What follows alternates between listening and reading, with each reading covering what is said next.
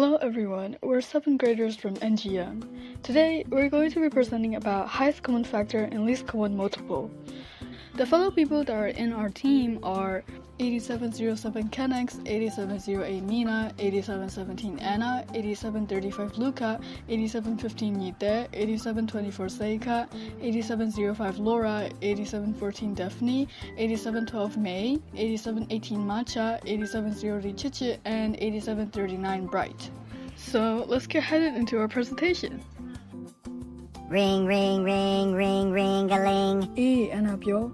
Hello, Canela. I don't know about how many people are doing what they just on my piano. I don't ACN and ACN 20 Lenny don't need an addition. Minu Jama teachers Yama teacher America, teacher Tena Yantola. She live in Nale do Yonida, Sudo, Mingaro, Shimpiana. Nico Pemale. Oh, now Mina do Mina Ama coffee side my young lira. I say I'm near Yapura Bear. I didn't go bear like her lightly. Mina the roll, near so shimmy, not the road of Modama Lome. Eh.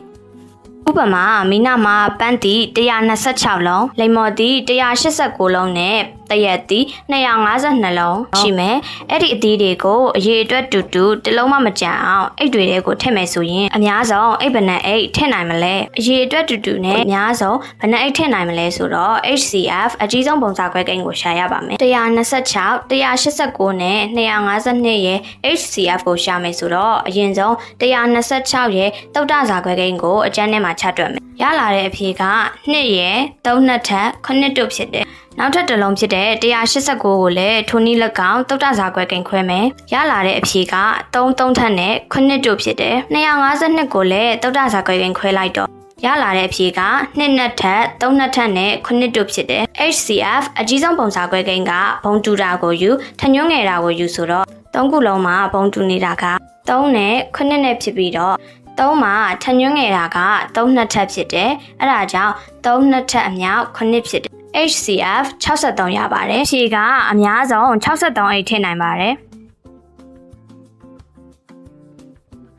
Kennedy တကယ်ချင်းများနဲ့အတူပရာဟိတလုပ်ငန်းတစ်ခုလို့ဆိုရင်အတွက်အလှပစ္စည်းများစုဆောင်ခဲ့သည်သူတို့အဖွဲ့တွင်ဖနက်168ရန်စာအုပ်224အုပ်အဝတ်အထည်364စုံရှိသည်အဆိုပါပစ္စည်းများကိုကလေးငယ်များထံခွဲဝေလှူဒန်းရာတွင်ပစ္စည်းတစ်ခုစီ၏အရေးအတွက်ကိုအညီမျှဖြစ်စေလိုပြီးမိတိပစ္စည်းမှလည်းမပိုမကျန်းစေလိုပါထို့သို့အလေလွင့်မရှိဘဲမြင့်မြတ်တတခွဲဝေပေးနိုင်မည်အများဆုံးကလေးအရေးအတွက်တည်မိမျှဖြစ်မည်နီကလေးတဦးလျင်ရရှိမည်ပစ္စည်းအရေးအတွက်မိမျှနီ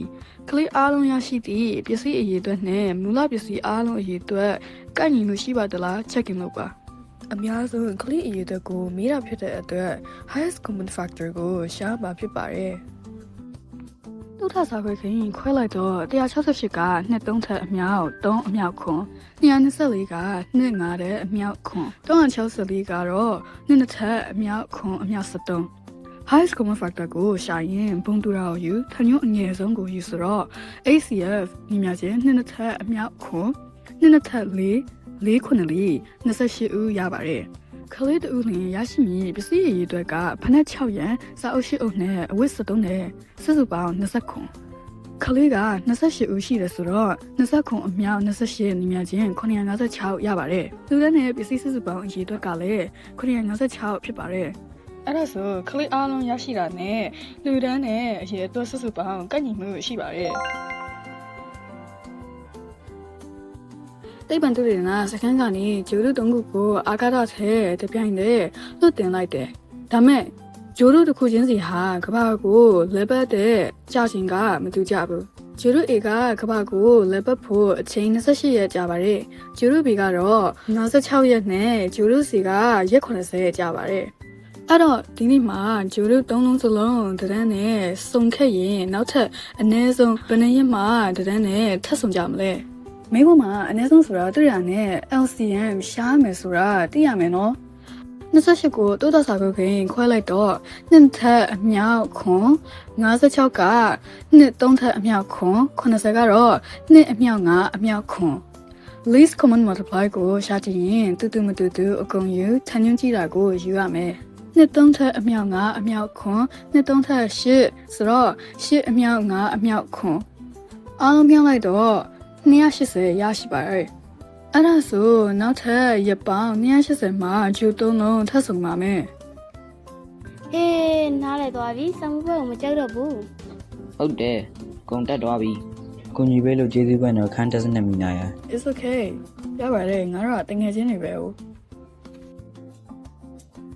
Lastly, although the methods of calculations for the highest common factor and least common multiply are different, they are interconnected and are among the most important fundamentals of mathematics. With this, we would like to conclude our presentation. Thank you very much for listening. Goodbye, everyone.